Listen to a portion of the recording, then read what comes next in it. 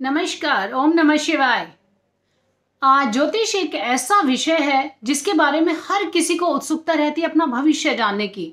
जी हाँ, बिल्कुल। आज हम बात करेंगे हमारे माननीय प्रधानमंत्री नरेंद्र मोदी जी की कुंडली के बारे में कि कैसा रहेगा 2023 आने वाला वर्ष उनके लिए, क्योंकि बहुत सारे बड़े ग्रह इस वर्ष परिवर्तन कर रहे हैं, अपनी राशि को चेंज कर रहे हैं।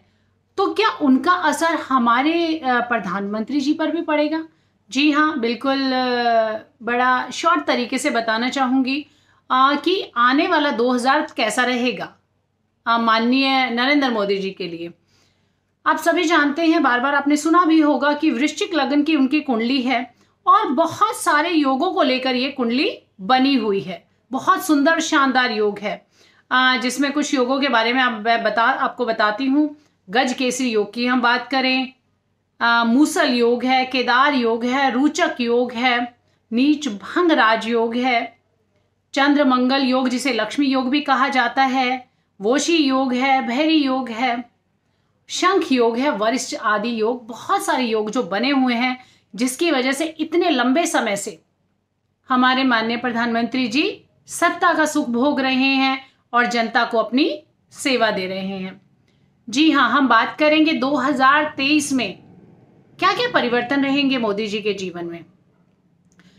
वृश्चिक लगन की कुंडली में फिलहाल छठे भाव में राहु गोचर कर रहा है, वहीं गुरु पंचम स्थान में मीन राशि में मार्गी है, शनि मकर राशि में अपने आखिरी अंशों पर गोचर कर रहे हैं।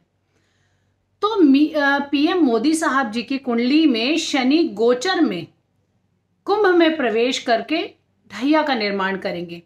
शनि की दशम दृष्टि भाव को प्रभावित कर रही है। ढैया शब्द आपने बहुत बार सुना होगा। जब शनि की 7.5 लगती है, ढैया लगती है, तो अपने जीवन में बहुत बड़े बड़े परिवर्तन आते हैं। शनि के, याद रखिएगा, शनि के ही 7.5 के समय वो प्रधानमंत्री पद का सुख भोग रहे हैं। उसी 7.5 में उन्हें वो पद प्रतिष्ठा प्राप्त हुई थी।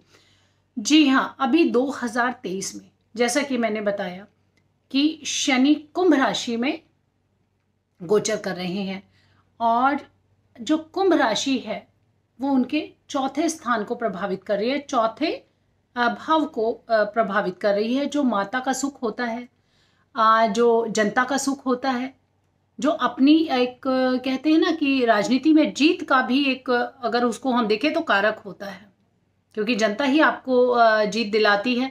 तो यहाँ पर कहीं ना कहीं आपके माता के स्वास्थ्य में कमी देखने को मिलेगी। आपके माता के स्वास्थ्य का ध्यान रखना होगा। जनता में आपकी मान प्रतिष्ठा पर थोड़ा सा असर आएगा। परंतु यहाँ पर अगर हम बात करें भी, जैसा कि हमने बताया कि मीन राशि के जो गुरु हैं, अभी वक्री होकर जो मीन राशि में गुरु बैठे हैं, उनकी नवम दृष्टि है, तो जिसकी वजह से वो एक लक्ष्मी और बड़ा शुभ योग बना रहे हैं। जहां तो ये जो परेशानी आ रही है, उसकी जो परेशानियों को थोड़ा सा कम कर सकते हैं। परंतु इसको ना भूले, शनि सूर्य की स्थिति जो साथ में बन रही है चतुर्थ भाव में, शनि की दृष्टि राहु पर, गुरु पर, और साथ में सूर्य की स्थिति, सूर्य की युति, तो ये जो चीजें बहुत अच्छा योग नहीं बना रहे हैं। तो बिल्कुल मैं कहना चाहूंगी कि माननीय प्रधानमंत्री जी को अपने स्वास्थ्य का भी ध्यान रखना चाहिए। अपने स्वास्थ्य पर, माता के स्वास्थ्य पर, जनता के सुख पर कहीं ना कहीं एक छोटा सा ग्रहण लगने का एक योग बन रहा है। साथ ही साथ आप देख रहे हैं कि गुरु चांडाल योग का भी एक योग बनेगा यहाँ पर। तो यह योग आपके जीवन को थोड़ा सा कठिन बना देता है। बहुत सारे शुभ योगों का अगर फल है तो कहीं ना कहीं ये भी अपना फल देंगे। और 2023 आपके लिए बहुत उतार चढ़ाव का ही वर्ष कहना चाहूंगी कि बहुत उतार चढ़ाव आपके जीवन में आ सकते हैं, बहुत बड़े परिवर्तन हो सकते हैं, परंतु सत्ता सुख आप जरूर भोग रहे हैं। और 2024 में भी आपके बहुत सुंदर योग बन रहे हैं।